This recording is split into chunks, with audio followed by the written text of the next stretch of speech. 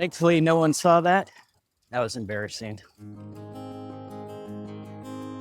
I'm at War Memorial Park in Tacoma, Washington right now. This morning, I'm going to cross the Tacoma Narrows Bridge and show you some views you can only get in the Pacific Northwest. Since I started recording some videos on the bike, I've gotten a couple people asking me what bike I'm riding.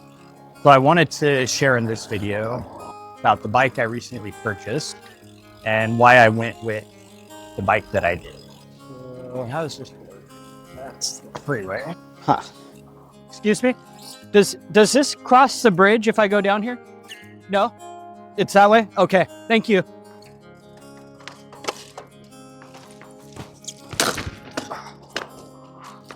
Thankfully, no one saw that. That was embarrassing. First time crashing on this bike.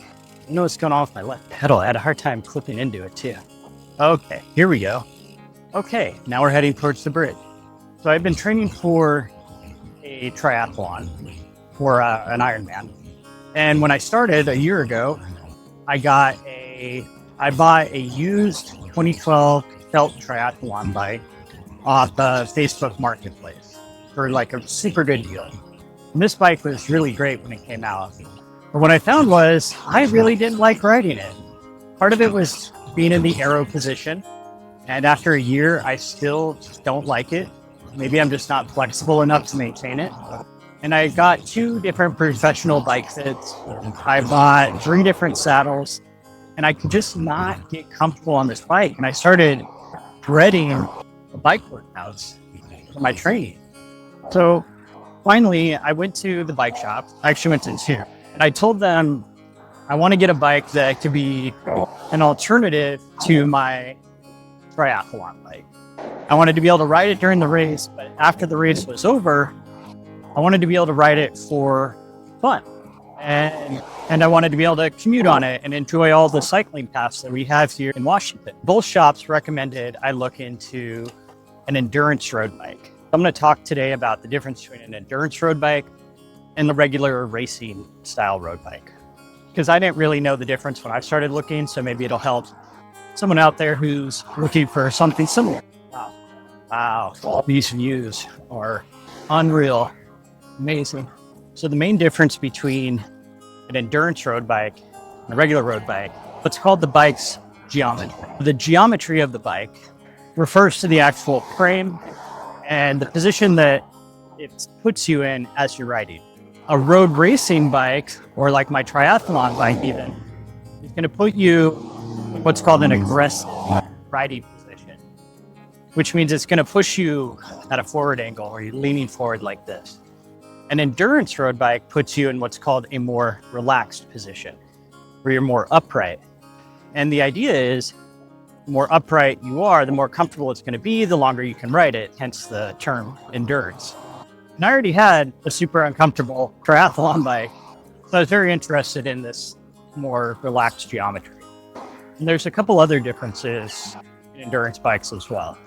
Endurance bikes tend to have a little bit longer of a wheelbase that provides more stability as you ride, whereas road racing bikes tend to have a shorter wheelbase that provide more agility.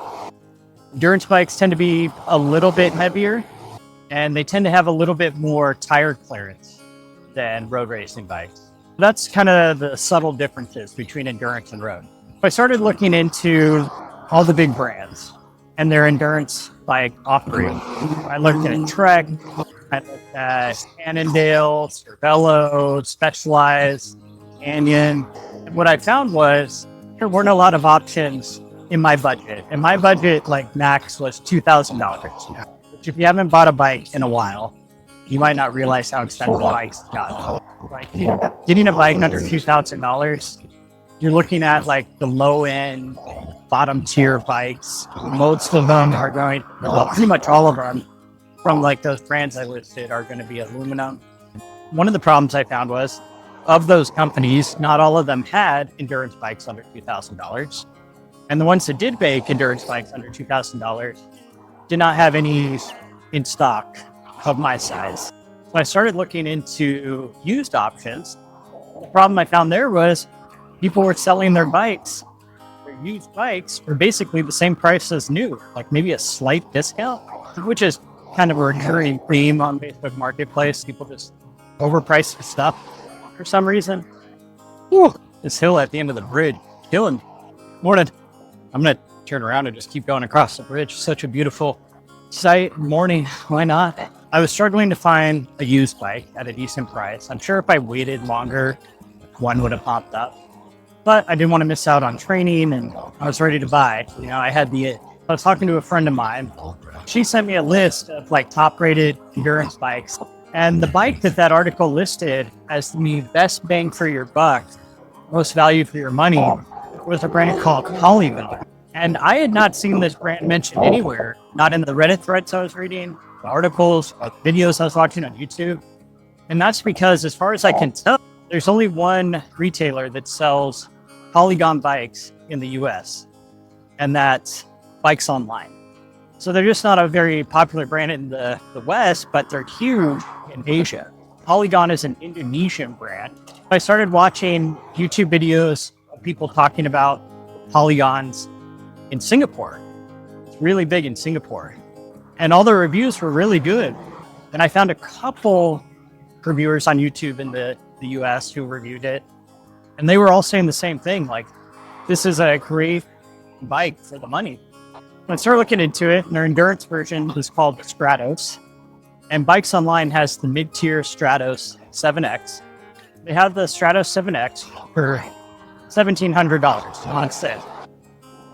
Now look at this bike, and it is a fully carbon frame, which that alone would put you about $3,000 with every other brand.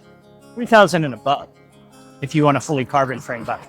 Not only that, the bike has the Shimano 105 Di2 group set, which is your shifters, your derailleurs, etc.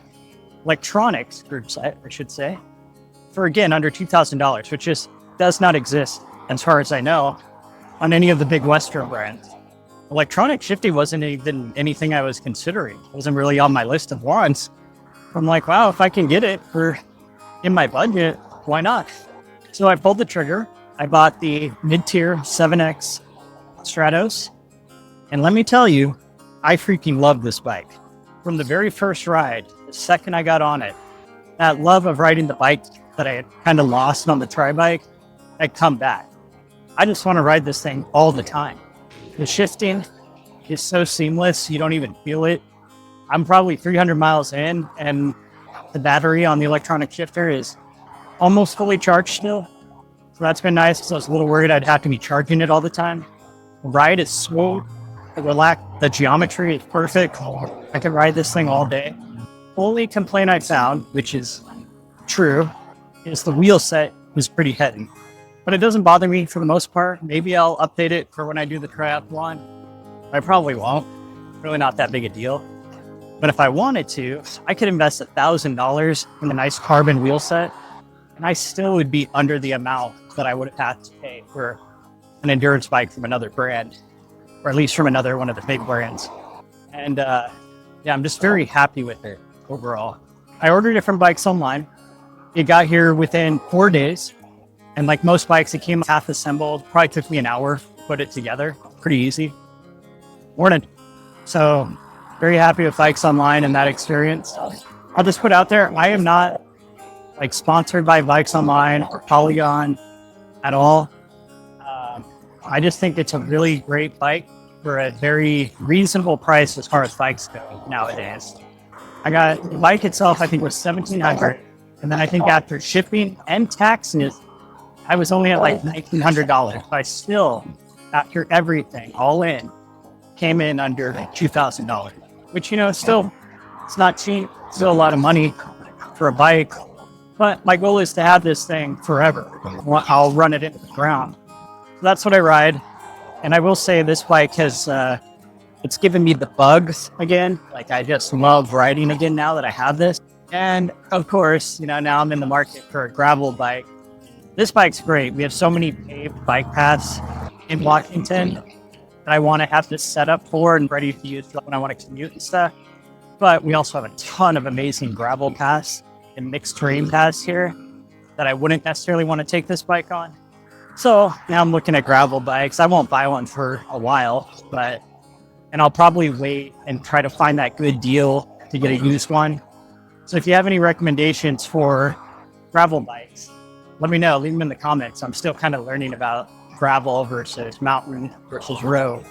So I'd like to know what other people think. Okay. Well, that was an amazing ride with some amazing views. Hope you enjoyed it. And if you have any thoughts or recommendations on bikes for other people, feel free to leave them in the comments. As always, thank you so much for watching. Whew, I'm out of breath. I got to wrap this up. Thanks for watching, and I will see you in the next one.